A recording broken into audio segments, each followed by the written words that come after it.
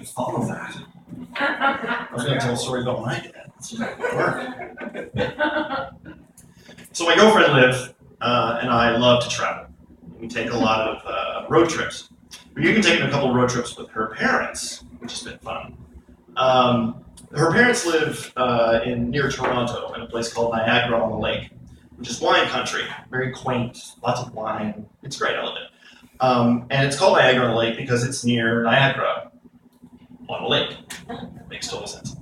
So we realized that we had never taken a trip with them on the West Coast. So they flew out to San Francisco, and we took the Pacific Coast Highway from San Francisco all the way down to San Diego over the course of a couple of days. And her parents, they're older, but they are sprightly. They love to do stuff the kids love to do, and they love to take photos of the ocean, and oh my God, it's so warm, and oh, it's so great. So we get down to San Diego, and we realized that we had some time. This was like the first time, and San Diego is really mellow. Everything about San Diego is slowed down. Everything about it. So after a very hearty Mexican meal that her French father, Pierre, loves Mexican food, we started talking about what we were going to do with the evening, and we were kind of at a loss. And I said, well, there's a game I love to play with my friends, and Liv and I have played it many times. It's called Bartender Knows Best.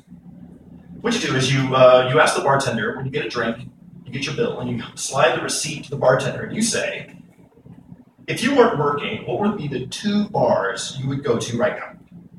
And he writes them down, and you have to go to one of them, no questions asked. That's very, very important. You can't break the trail. So then you go to one of those bars, you get the receipt, you flip it over, you say, what 2 bars would you have? And you go and go and go until you can't go anymore. And the nice thing about this is 2 things. One, the bartenders start competing with each other, which is great. Like the 6th bartender is like, oh, these all suck. I know where you should go.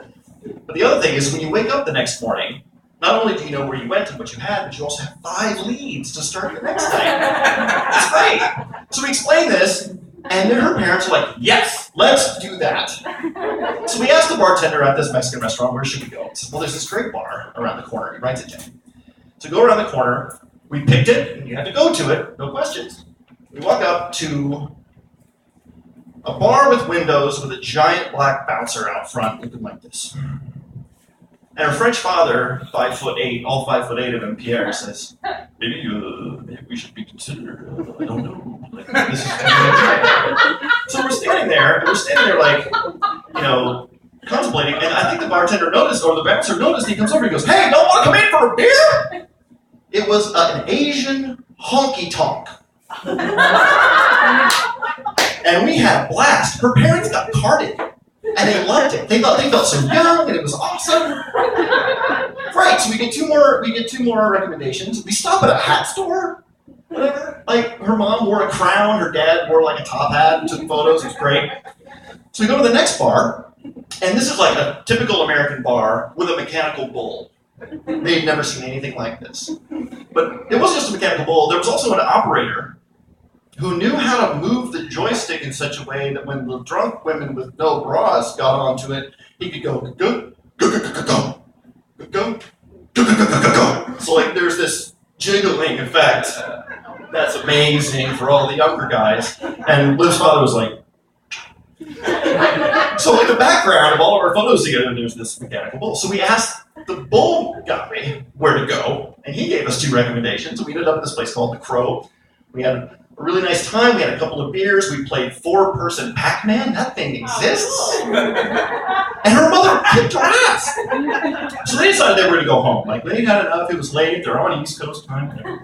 So Liv and I continued. We went to a place of speakeasy where the brass rail was a chair kneeler, like a church kneeler. We went to a place where you couldn't find the doorknob. If you couldn't find the doorknob, you couldn't get in. It was like amazing. Like there was a whole lot of people. We don't know where the doorknob is. We're like, well, we'll find it.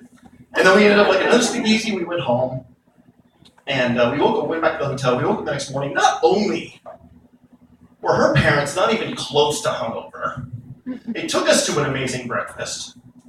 And now, every time we go back to Niagara-on-the-Lake to visit, we're at a wine tasting. Someone will come up and say, I'm visiting my son. What's this bartender game you guys play?